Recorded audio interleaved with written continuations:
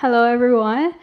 I'm going to start my speech today with a question. Do you notice how things never seem to stay the same? Yet the word always is used a lot. If you think about it, in how many songs or in how many movies have you seen or heard words like, I'll always love you? Words that express sentiments of eternal love or the promise of unbreakable bonds. Always gives us a sense of comfort, a sense of security, a sense that tells us that things are not going to change. And it's a word we cling to because deep down we want to believe that at least some things can stay constant in a constantly changing world. Change can be exciting sometimes, like on my first day of kindergarten when I would walk in with my sparkly new backpack, or when my biggest worry was trying to learn to transition to riding my bike without the training wheels. But somewhere along the lines, change got a lot more scarier, a lot more daunting. And it stopped feeling like this fun adventure and started feeling more like a challenge. Now, we've always been told that change is a part of life.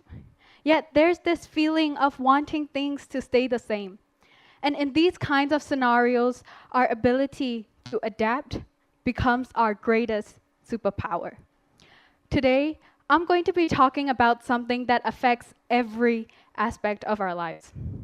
In a world that is constantly changing and developing, the skill of adapting isn't just any skill, but the survival skill to thrive in any society.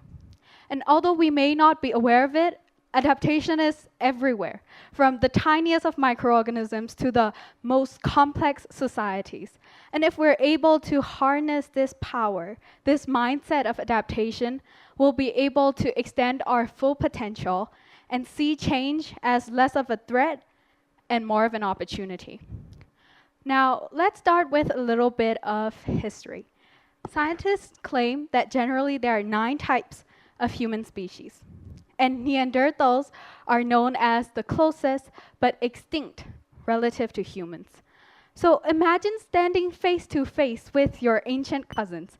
They were these big, tough, strong humans who once lived on this planet. So why are they extinct? And why are we still here to this day? Well, one reason scientists believe is that we as Homo sapiens were simply better at adapting. Neanderthals, although they were strong, they lacked the genetic diversity to withstand diseases and environmental changes. While we, on the other hand, had large societies that allowed us to mix and evolve and adapt to these changes. And that gave us an edge when it comes to survival. So here we are, the last remaining human species, all because we could adapt. So what does adaptation truly mean? At its core, adaptation is our ability to change in response to our environment. And it can manifest in various ways, either mentally, physically, or socially. For instance, consider how our bodies naturally adjust to new challenges like climates or exercise, how our muscle cells grow bigger and stronger with training, or how our bodies evolve to fight off illnesses. But adaptation isn't solely about physical changes. It can also apply to our social structures. Think about one of the most well-known organizations. The establishment of the United Nations after World War II had learned from the mistakes and failures of the League of Nations, and they adapted to ensure a more effective organization that could address not only conflicts but also global issues like poverty and climate change.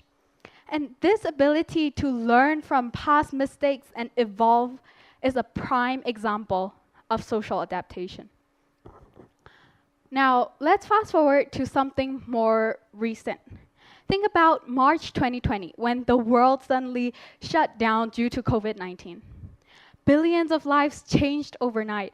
Businesses and schools moved online, parents became teachers, and restaurants turned into delivery hubs. And we learned to live in a world where human contact was extremely limited. And it was uncomfortable, uncertain, and very scary. but we adapted. Now, to give another example, think about your smartphones. Imagine your life without your phone.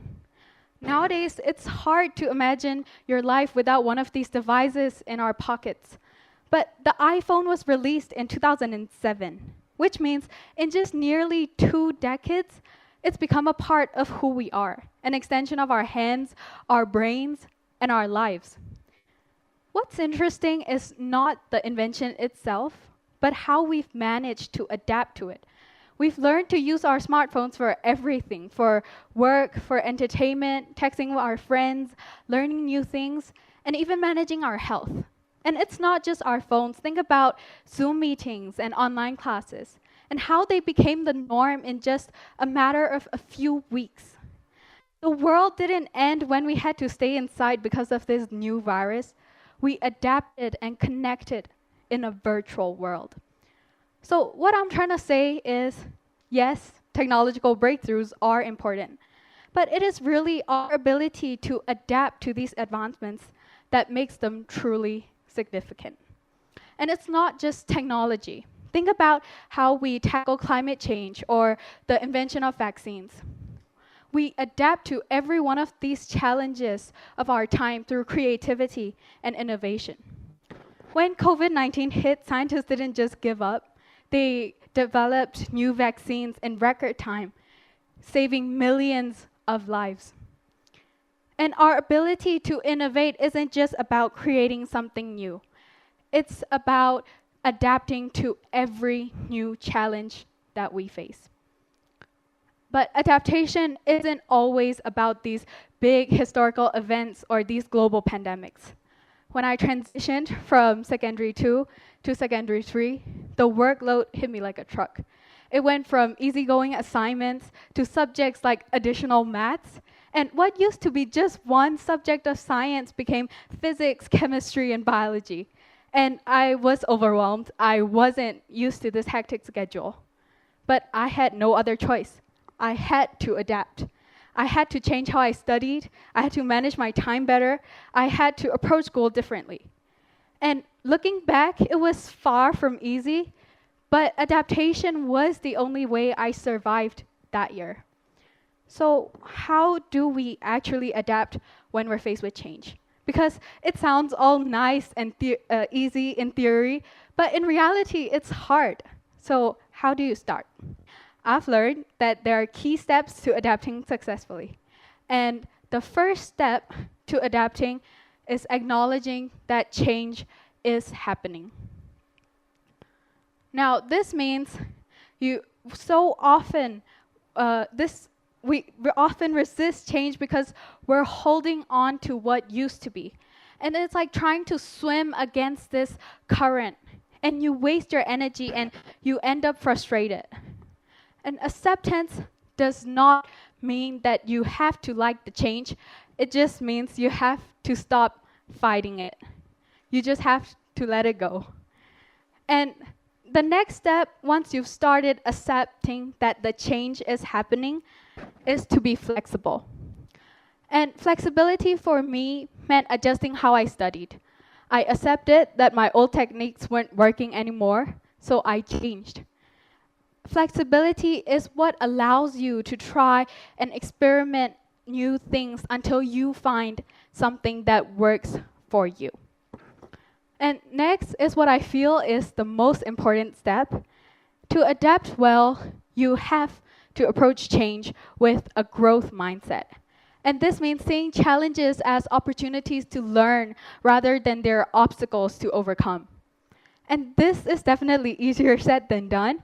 But once you start shifting your perspective and start viewing these difficulties as a chance to get better, everything changes. You can go from feeling defeated to feeling determined. And this is a mindset that can help you see that change isn't something that happens to you, but something that happens for you. Lastly, adaptation isn't about perfection. It's about progress. When you're faced with change, you're given a chance to learn something new, to grow beyond your comfort zone, and to grow. And the more you practice adapting, the better you get at it. So, what does all this mean? It means that change is inevitable, but adaptation is our greatest superpower. So often we're resisting change, but adaptation is essential for progress. Now, as a very nostalgic person, I often wonder about all the things that have changed, all the things that didn't stay the same no matter how much I wanted them to. But I have also realized that change was what allowed me to try new things, things that shaped who I am now. So I want you to ask yourselves, how many times in your lives did you change your way of things around when they didn't go according to plan? Each of those moments are proof of your own ability and power to adapt. It's how you became more resilient. So the next time you're faced with change, whether it's a new environment, a new challenge, or even something totally unexpected, remember that you've already adapted before millions of times. Because just like our ancestors, we're built to adapt. Thank you.